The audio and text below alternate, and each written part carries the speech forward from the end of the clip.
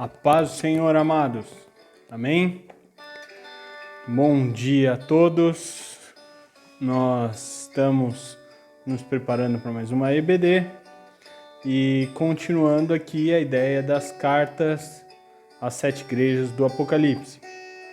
Então, nós vimos na aula passada a carta à igreja de Éfeso e agora nós vamos ver a carta à igreja de Esmirna. Então, abram suas Bíblias em Apocalipse, capítulo 2, verso do 8 ao 11. Apocalipse 2, do 8 ao 11. Abriram? O texto diz: E ao anjo da igreja que está em Esmirna escreve: Isso diz o primeiro e o último, que foi morto e reviveu. Eu sei as tuas obras e tribulação, e a pobreza, mas tu és rico, e a blasfêmia dos que se dizem judeus e não o são, mas são a sinagoga de Satanás.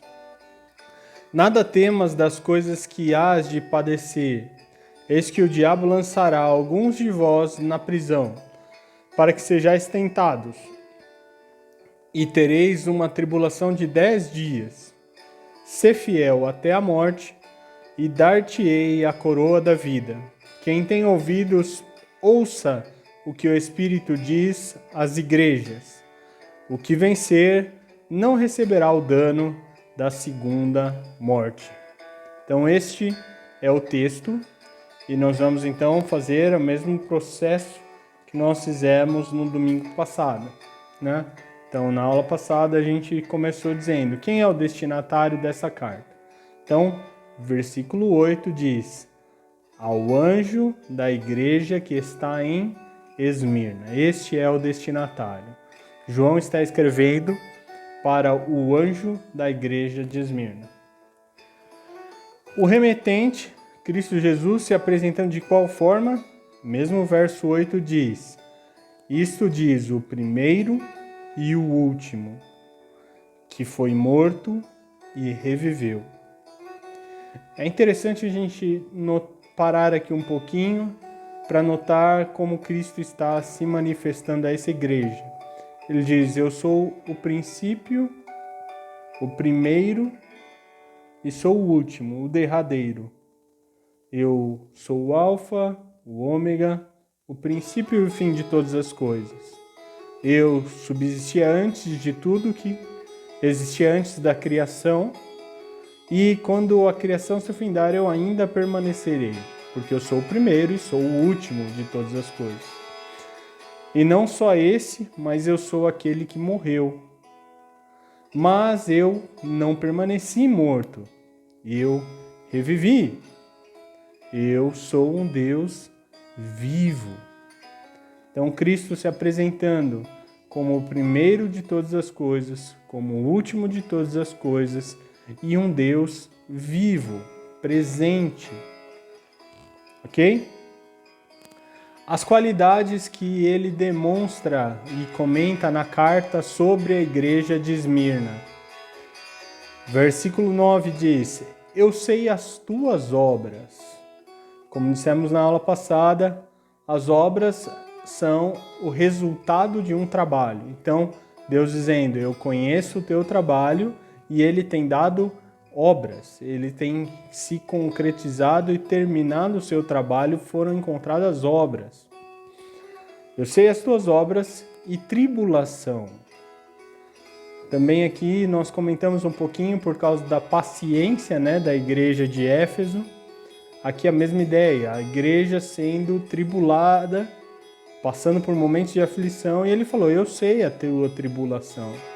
Então tem sobrevindo sobre nós tribulação humana, tribulação que nós podemos suportar. Essa é a tentação ou provação que vem sobre as nossas vidas, e Cristo, ele é consciente de todas as nossas dificuldades.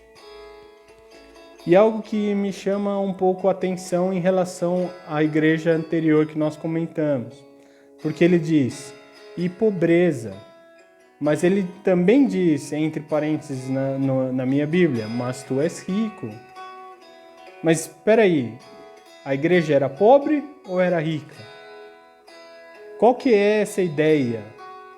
E aqui chama a atenção que essa palavra pobreza, ela se relaciona com o texto de 2 Coríntios 8, 2 e 9. Como em muita prova de tribulação houve abundância do seu gozo, e como a sua profunda tristeza superabundou em riquezas e generosidade. E no verso 9 diz: porque já sabeis a graça de nosso Senhor Jesus Cristo, que sendo rico, por amor de vós, se fez pobre, para que pela sua pobreza enriqueceis. Então, aqui Paulo escrevendo a igreja de Corinto, e eles falando que a igreja era uma igreja em que tinha trabalhado em favor daqueles que eram pobres, que estavam na Macedônia, né? Conhecendo a tribulação, as dificuldades, eles puderam abençoar e alcançar a necessidade daqueles que precisavam de ajuda. Mas aqui ele coloca a figura de Cristo no verso 9, dizendo que Cristo, sendo rico, ele se tornou pobre, para que, sendo pobre ou pela sua pobreza, então, nós pudéssemos enriquecer. Então, quando ele está falando disso, obviamente ele não está falando de uma riqueza tão somente material, porque o que ele estava falando é de Cristo. Quando ele era rico, ele na verdade está falando de Cristo na posição de Deus. Ele era Deus, estava com Deus no princípio, e ele se faz pobre e se torna como um de nós. Então ele deixa a glória, ele deixa as riquezas junto ao Pai, para então se fazer como um de nós, para que através da sua morte e ressurreição nós pudéssemos alcançar a riqueza que existe em Deus. A riqueza que não é corrompida pela traça ou pela ferrugem, né? Um outro texto, ainda em 2 Coríntios, capítulo 6, então vamos voltar um pouquinho, 2 Coríntios 6, verso 10. Ele vai dizendo assim: como contristados, mas sempre alegres, como pobres, mas enriquecendo a muitos, como nada tendo e possuindo tudo. Por quê? Quando ele começa a dizer, Paulo aqui dizendo à igreja de Corinto, sobre a questão da riqueza, ele está se atentando para que tudo aquilo que eu possa ter não se compara àquilo que Deus pode me dar. Principalmente que as coisas que nós temos aqui não se comparam ao que ainda há de ser revelado junto ao Pai, né? Nós temos aquele outro texto também de Paulo que diz: mas essa breve e momentânea tribulação não pode ser comparada com a glória que em nós há de ser revelada por Cristo Jesus. Da mesma forma, então, nós começamos a olhar para esse texto tendo este conhecimento, que quando ele está falando aqui que a igreja era pobre e que nós também devemos ser pobres, é no mesmo sentido de Mateus 5. Então, lembram de Mateus 5? Texto falando sobre as bem-aventuranças, ele diz: bem-aventurados os pobres de espírito, porque deles é o reino de Deus. Ok? Então, quando ele está falando disso, ele está falando de uma posição de humildade de espírito. Ele está falando numa condição de se apresentar, lembrando que tudo aquilo que nós possuímos aqui na Terra, isso aqui é pouco, isso aqui é passageiro, isso aqui é algo que não tem tanto valor, né? Nós temos uma outra parábola que fala sobre o rico insensato. E quando ele fala sobre isso, ele fala que um homem rico juntou, criou celeiros encheu os celeiros, e daí quando estava tudo terminado, ele falou assim, olha, a alma tens para muitas vidas, tens para muitos dias. E daí disseram, louco, hoje mesmo pedirão a tua alma e o que darás? E o que tens para quem ficarás? Porque no fim, essa riqueza que nós podemos ter no mundo não é a riqueza que é a mais importante. Ter Cristo é ter tudo.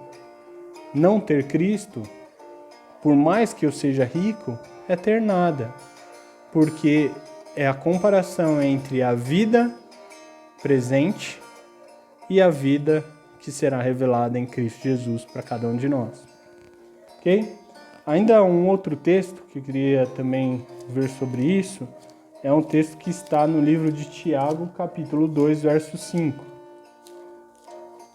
Tiago 2, 5 diz o seguinte: ouvi, meus amados irmãos, porventura não escolheu Deus aos pobres deste mundo para serem ricos na fé e herdeiros no reino que prometeu aos que o amam? Lendo de novo. Ouvi, meus amados irmãos, porventura não escolheu Deus aos pobres deste mundo para serem ricos na fé e herdeiros do reino que prometeu aos que o amam? Então é interessante esse discurso de Tiago, né? Porque ele está falando um pouco sobre a acepção das pessoas dentro da igreja, né? Os irmãos podem ler depois o contexto, a forma de julgar olhando a questão exterior das posses e do que a pessoa demonstra ser e muitas vezes não é, e dizendo que na verdade Deus, quando ele olha, ele quer que nós sejamos ricos na fé, para que nós sejamos herdeiros do reino celestial, não simplesmente deste reino terreno, não simplesmente do que podemos usufruir nos nossos anos de vida aqui na terra, mas que pela fé alcancemos algo muito mais precioso. E ele continua e ele vai dar, ainda que essa igreja, uma outra qualidade ou uma outra característica dela, é que ela estava sofrendo blasfêmia daqueles que se diziam judeus, mas que verdadeiramente não eram. Quando o Senhor fala isso para João, para que escreva, entendam os irmãos o seguinte: quando o evangelho é levado aos gentios, ainda havia muito de uma discussão sobre se deveriam participar também dos rituais da lei judaica, se deveriam entrar na circuncisão e como uma marca no seu próprio corpo. O que Paulo combate veementemente a necessidade de que eles, na verdade, tenham uma circuncisão de coração e não uma circuncisão na carne, né? E aqui a mesma coisa, existiam muitas pessoas ainda se levantando, e existem até hoje pessoas que buscam dizer quais são as regras corretas para que nós vivamos, e que fogem um pouco do que é viver pela fé, do que foge um pouco do que é viver para Deus segundo a sua palavra, acrescentando rituais e formatos para dizer assim vocês podem chegar a Deus, de outra forma não. Mas nós precisamos ter a consciência de que nós só conseguimos chegar a Deus pela fé através de Cristo Jesus, ok? Então guardem isso. E outra, sofriam blasfêmia. É interessante também, no mesmo texto lá de Mateus 5, nas bem-aventuranças, ele coloca em determinado momento aqueles que sofrem perseguições e acusações falsas. E é importante porque o resultado disso, eles são bem-aventurados porque eles têm um grande galardão nos céus. Então, dessa mesma forma, ele está dando uma característica dessa igreja. Ele sofria com essa blasfêmia, com acusações daqueles que se diziam judeus. Mas aí Deus vai falar sobre o desafio, sobre aquilo que a igreja deveria se preocupar e aquilo que ficaria como a chave para receber o prêmio final que nós falamos há 2 aulas atrás. Nada temas, versículo 10, das coisas que hás de padecer. Então, Cristo já anunciando o futuro. Eis que o diabo lançará alguns de vós na prisão, para que sejais tentados, e tereis uma tribulação de 10 dias. Aí vem o desafio: ser fiel até a morte, e dar-te-ei a coroa da vida. É isso que Cristo escreve a essa igreja como um desafio. Vocês passarão por momentos de aperto ainda. Mas dizia que eles já estavam por tribulações, já estavam com blasfêmias, sim, mas ainda viria um tempo em que eles ainda teriam mais tribulações ainda, pessoas seriam encarceradas, isso seria para tentar, né? E tentação não vem de Deus, Deus prova os nossos corações e o diabo nos tenta, mas nós podemos passar por todas as tentações, porque Cristo venceu e em Cristo nós somos mais que vencedores. Então ele deixa esse desafio, ser fiel até a morte, porque daí eu te darei a coroa da vida. E o prêmio justamente que ele deixa no fim dessa carta, dizendo: o que vencer não receberá o dano da segunda morte. Porque ele está escrevendo aqui, olha, ser fiel até a morte. Então, você vai morrer a primeira vez. Ao homem é dado morrer uma vez, depois vindo o juízo de Deus. Então, nós morreremos um dia. E ele diz a essa igreja, ser fiel até a morte.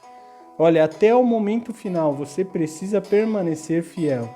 E se você permanecer fiel, possa ter certeza, Deus ele é sempre fiel, porque isso é segundo a sua natureza, segundo uma característica imutável de Deus, ele é fiel, independente de nós.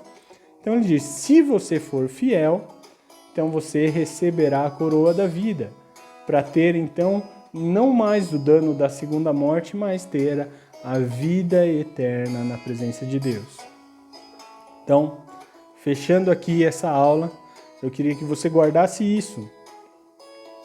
Por maiores que sejam as nossas tribulações, nós precisamos continuar trabalhando, precisamos tão somente estar firmados na palavra de Deus, não ouvir coisas que não são segundo a vontade de Deus, a blasfêmia ou acusações, falsas acusações podem se levantar contra a sua vida. Mas permaneça segundo a palavra de Cristo Jesus e seja fiel ao Senhor até o fim da sua vida. E então, tanto você quanto eu receberemos a coroa da vida eterna e estaremos com Cristo Jesus para sempre. Que o Senhor vos abençoe e vos guarde.